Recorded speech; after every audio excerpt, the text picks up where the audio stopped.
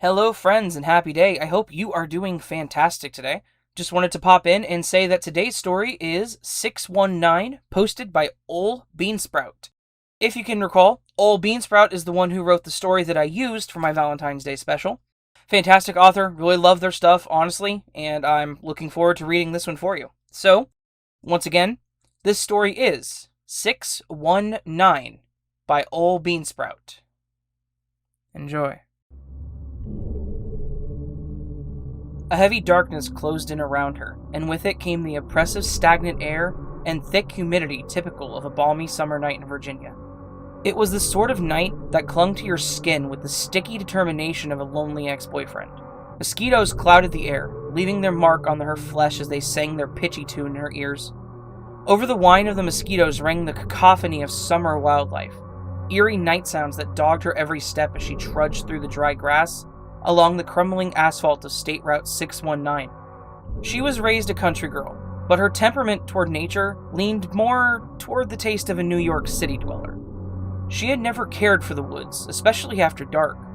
The mere thought made her notably uncomfortable, and yet, here she was, stranded on a remote country road at night, alone. She shivered, despite the late summer heat, as she peered into the darkness with longing, desperate for any hint of headlights.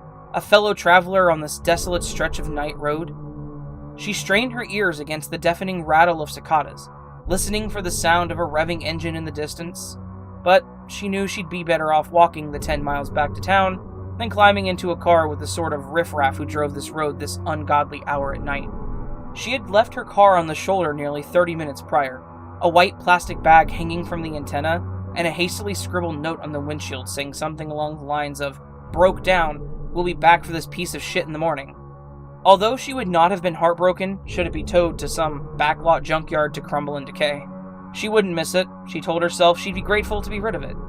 In her pocket, her phone chirped. It was a single frantic staccato, a final plea for a charger as the last of its battery life drained away. It didn't matter anyhow. There was no hope of signal out here. This was it, she thought. This was how her short, pointless life would end, at the hands of some deep woods, swamp-dwelling cannibal in backroad Virginia. Not exactly the off-the-beaten-path road trip she had in mind.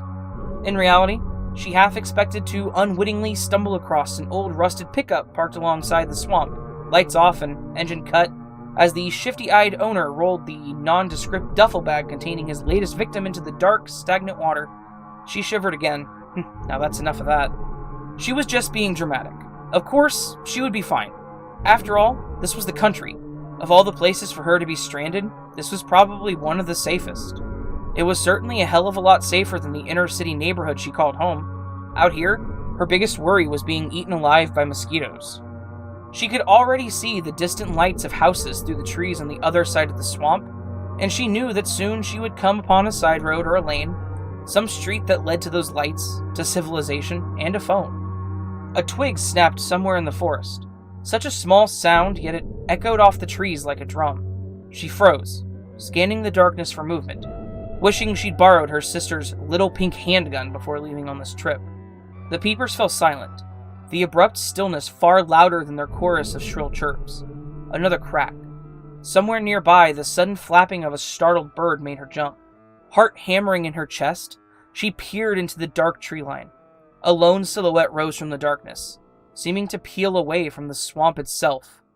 4 long, thin legs and a lean body. A head lifted and she felt eyes on her. For what felt like hours but was probably more like 2 seconds, she couldn't move. She stared at the strange shadow in the swamp until her mind was able to rationalize what she was looking at. She let out a whooshing breath of relief and felt her heart start beating again. For fuck's sake, she told herself, it's just a deer, calm down. In an instant, she felt a relief melt away as she watched the silhouette slowly rise onto 2 legs, silently ascending to twice its original height in one fluid movement. Its shoulders rolled back, long arms unfurled at its side, and she realized it had hands. This wasn't an animal. The creature standing before her now had the unmistakable outline of a person. For a long time, it did not move. It just stood there staring at her. The only sound was her own shuddering breath. Gone was any hint of the summer wildlife that had been so loud only moments before. She was suddenly very aware of just how far away the lights on those houses were. Hello? Her voice sounded breathy, frightened. She didn't know what she would do if the figure answered. What sort of person would be out here in the swamp at this time of night? Maybe he's just fishing? She thought hopefully. Its head cocked to one side at the sound of her voice. My car broke down, she babbled nervously, her voice barely above a whisper. She gestured at the distant houses. I'm just trying to get to a phone.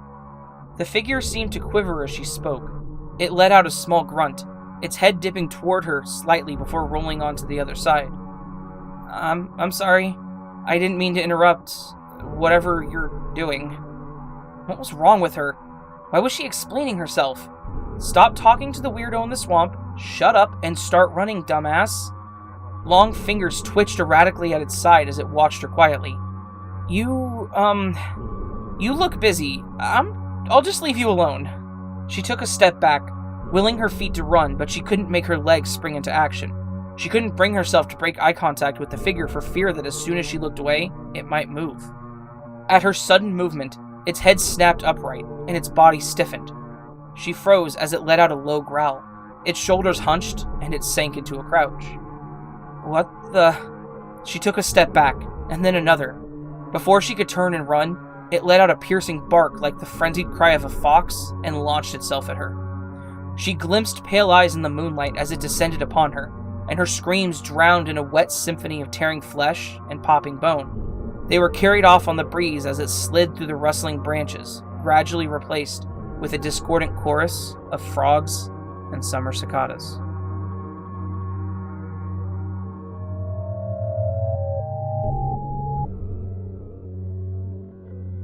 So how's that for a nice horror story on this beautiful day? I like that story. It's honestly a terrifying tale. I like the description of the creature coming out of the swamp. And honestly, I just really love how he wrote that ending, with the screams drowned and the tearing and everything being replaced with the frogs and cicadas. Just really felt like a fantastic world-building description at the end of the story. So just one more huge thank you to OleBeanSprout. I really do appreciate you letting me read this story, as well as the one I did on Valentine's Day, Forget Me Not. Thank you very much. Thank you to all my subscribers for watching my videos. I love you guys. You're all fantastic. If you liked this video, please click that thumb. Let me know you enjoyed it. That helps me really feel good about this. Also, if you like my narrations, please consider subscribing to the channel. Still climbing, still loving this, and I really want to keep doing it. I'm going to regardless, but if you really enjoyed this, please do subscribe. It lets you know whenever I put out new videos. And I do so pretty frequently, so. Finally, if you really liked the video and you're feeling up to it, leave me a comment down there. Let me know how you're feeling. Let me know what you're doing, how things are going, what you thought of the story. I would just love to hear from you. Lastly, in the description, there are links to my Reddit, Twitter, Facebook, as well as a link to this story, the direct source of the story, and a link to a page where you can submit your own stories if you want me to read them. Take advantage of it. If you have something for me to read, I would love to do so. That all said, I hope you all have a fantastic day. I will see you on the next video, but until then, my friends, sleep well.